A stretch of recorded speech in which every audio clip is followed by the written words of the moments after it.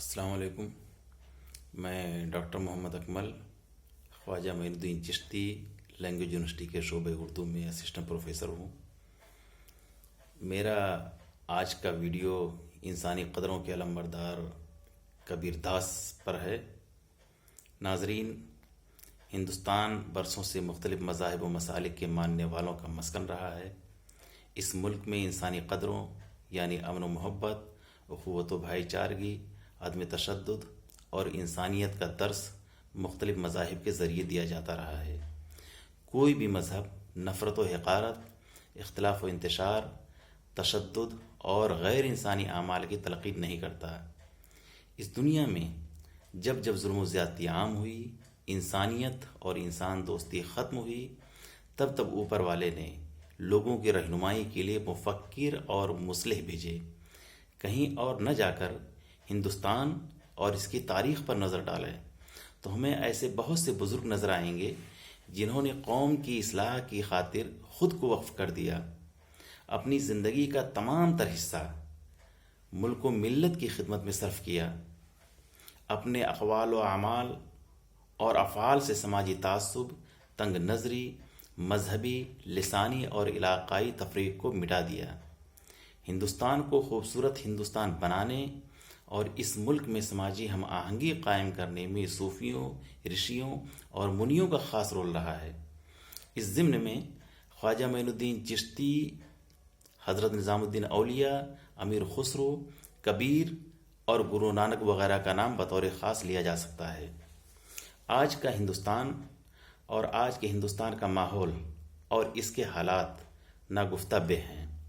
ہر چہار جانب خلفشار، مذہبی، لسانی اور علاقائی نفرت، مسلکی اور مذہبی عدم رواداری کا دور دورہ ہے. لوگ رقابت اور عداوت و نفرت کے شکار ہیں، ایک دوسرے کے خون کے پیاسے ہیں اور انسانیت کو بالائے طاق رکھ کر حیوانیت پر آمادہ ہیں. جب حالات ایسے پرخطر ہو جائیں تو ضروری ہو جاتا ہے کہ ایسے بزرگوں کے احوال، ان کی زندگی کے نشیب و فراز اور ان کے پیغامات کو اور اخلاق و کردار کو عام کیا جائے. ناظرین، ہمارے بزرگوں نے اپنی تعلیمات اور تخلیقات کے ذریعے سماجی ہم آہنگی اور گنگا جمنی تہذیب کے فروغ میں اہم کردار ادا کیا. انہوں نے انسانیت اور محبت کا درس دیا. سماجی ہم آہنگی کے فروغ میں نمایاں کردار ادا کرنے والے کبیر داس کے سلسلے میں تاریخ نگار اس بات پر متفق ہیں کہ کبیر بنارس کے لہرتارا میں 1398 میں پیدا ہوئے اور 120 سال کی طویل عمر پا کر 1518 عیسوی میں انتقال کیا. کہا جاتا ہے کہ کبیر ایک بیوہ برہمنی اور لاپتہ باپ کی اولاد تھے. ایک روایت یہ بھی ہے کہ رامانند ایک برہمن بھکت کی بیوہ نے کبیر کو پیدا کرتے ہی لہر تارا تالاب کے کنارے چھوڑ دیا. کبیر کی پرورش نور الدین عرف نیرو اور اس کی بیوی نعیمہ عرف نیما نے کی. نیرو اور نیما کا تعلق ایک مفلس اور پسماندہ گھرانے سے تھا. کبیر کا بچپن اور جوانی نامساعد حالات میں بسر ہوئی. زندگی کے ابتدائی دنوں میں کبیر بنائی کے کاموں میں نیرو کی مدد کرتے اور بنے ہوئے کپڑوں کو بازار میں لے جا کر فروخت کرتے تھے. کبیر بچپن ہی سے رامانند سے بہت متاثر تھے. نوعمری ہی میں رامانند کے مرید اور شاگرد بننا چاہتے تھے. کبیر اور سوامی رامانند سے متعلق ایک واقعہ بہت ہی مشہور ہے کہ کبیر ایک رات گنگا گھاٹ کے کنارے سیڑھیوں پر لیٹے ہوئے تھے کہ سوامی رامانند کا گزر ہوا. سیڑھیوں سے اترتے ہوئے رامانند جی کا پیر اندھیرے میں کبیر پر پڑا اور ان کے منہ سے بے اختیار نکلا، بیٹا رام نام کہے. اسی وقت کبیر نے اس کو گرو منتر مان لیا اور انہیں اپنا استاد سمجھنے لگے. کبیر کے رام اور رحیم میں کوئی فرق نہیں. کبیر کے رام دشرت کے رام سے الگ ہیں. کبیر نے رامانند جی کے علاوہ شیخ تقی سے بھی استفادہ کیا ہے. اگر کبیر کی ازدواجی زندگی پر غور کیا جائے تو یہ بات سامنے آتی ہے کہ کبیر کے 2 اولاد، ایک بیٹا کمال اور ایک بیٹی کمالی تھے. ان کی 2 بیویاں تھیں، جن میں سے ایک بیوی گھریلو اور سنجیدہ تھی اور دوسری بیوی بہت ہی شوخ و چنچل تھی۔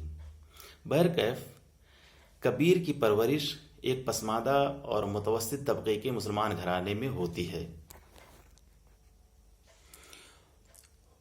ہوش سنبھالتے ہی کبیر محبت، انسانیت اور مساوات اور باہمی یگانگت کا درس لیتے ہیں۔ عشق اور انسانیت کو بطور مذہب قبول کرتے ہیں۔ انہیں معلوم ہے کہ عشق اور محبت اور انسانیت ہی وہ طاقت ہے جو اختلاف و انتشار، باہمی تعصب اور بغض و عناد کا خاتمہ کر سکتی ہے۔ چنانچہ سماجی ہم آہنگی، آپسی بھائی چارے اور انسانیت کے درس کو اپنا نصب العین بنا کر سماج میں پھیلی ہوئی برائیوں، کبر و غرور، نمود و نمائش، ذات پات اور اونچ نیچ جیسی بیماریوں کا خاتمہ کرنا چاہا۔ کبیر نے ان لایانی برائیوں کو ختم کرنے کے لیے شاعری کا سہارا لیا۔ ان کے نزدیک اولاد آدم اللہ کے بندے ہیں، کسی کو حقیر اور معمولی نہیں سمجھنا چاہیے۔ کبیر کو غیر انسانی اعمال، ذات پات اور اعلی و ادنیٰ کے مابین تفریق قطعی پسند نہیں۔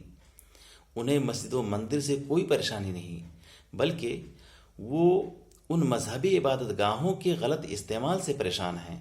انہیں کسی سے کوئی بھی تکلیف و پریشانی نہیں۔ وہ انسانیت کے علم بردار ہیں۔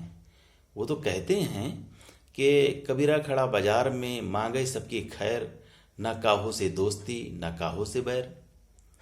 کبیر انسانیت اور خود شناسی کا درس دیتے ہوئے کہتے ہیں کہ اے لوگو، تمہارا خدا اور تمہارا معبود پورب و پچھم، مسجد و مندر اور کعبہ و کیلاش میں نہیں ملے گا۔ تم اسے کہاں تلاش کر رہے ہو؟ وہ تو تمہارے پاس، تمہارے شہرک سے بھی قریب ہے۔ تم اپنے اندر جھانک کر تو دیکھو، وہ تمہیں تمہارے اندر دکھائی دے گا۔ وہ ہم سب میں بستا ہے۔ کبیر چاہتے ہیں کہ انسان کا دل صاف ستھرا رہے، پاک باطن اس کا پاک صاف رہے، انسان کا دل انسانیت سے لبریز رہے۔ ان کے نزدیک خارجی اور ظاہری چیزوں کی کوئی خاص اہمیت نہیں۔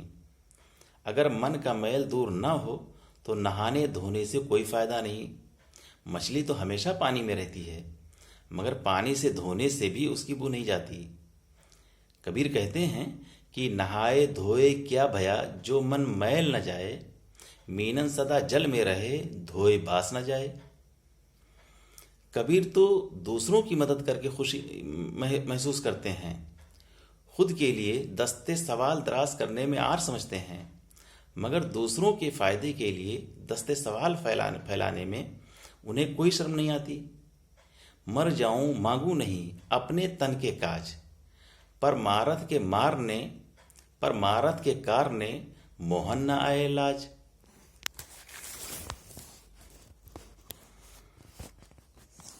کبیر نے اپنی شاعری میں اس طرح کی بہت سی باتیں کئی بار کہی ہیں۔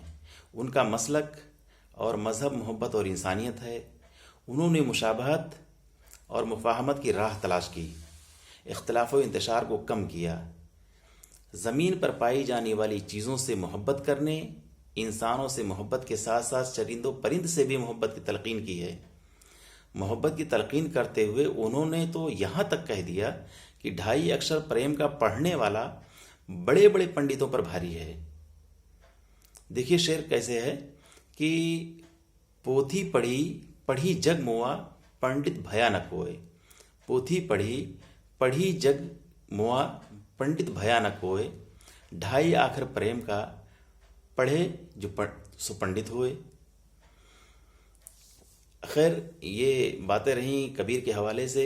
کبیر نے اپنی زندگی میں جب تک وہ زندہ رہے ہمیشہ انسانیت کا درس دیتے رہے، آپسی بھائی چارے کی باتیں کرتے رہے، اور اونچ نیچ، ذات پات کی جو تفریق تھی اس تفریق کو ہمیشہ انہوں نے دور کرنے کی کوشش کی۔ ان کی سوچ اور ان کا کہنا یہ تھا کہ دنیا میں جو لوگ بھی پیدا کیے گئے ہیں وہ خدا کے بندے ہیں، سب ایک جیسے ہیں، مگر آج حالات بہت مختلف ہیں. اگر آج پوری ہندوستان میں دیکھا جائے تو فرقہ پرستی اور دہشت گردی جیسی خطرناک چیزیں پورے سماج اور معاشرے میں پھیل رہی ہیں.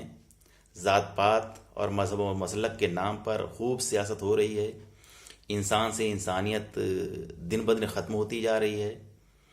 اور جب اس طرح کے حالات ہو جائیں تو خواجہ معین الدین چشتی ہوں، نظام الدین اولیاء ہوں، امیر خسرو ہوں، شنکر آچاریہ ہوں، تیاگ راج ہوئے، سوامی رامانند جی ہوئے، رابندر ناتھ ٹیگور، گرو نانک اور کبیر داس وغیرہ کی اہمیت و افادیت ایسے حالات میں اور ایسے اوقات میں بڑھ جاتی ہے.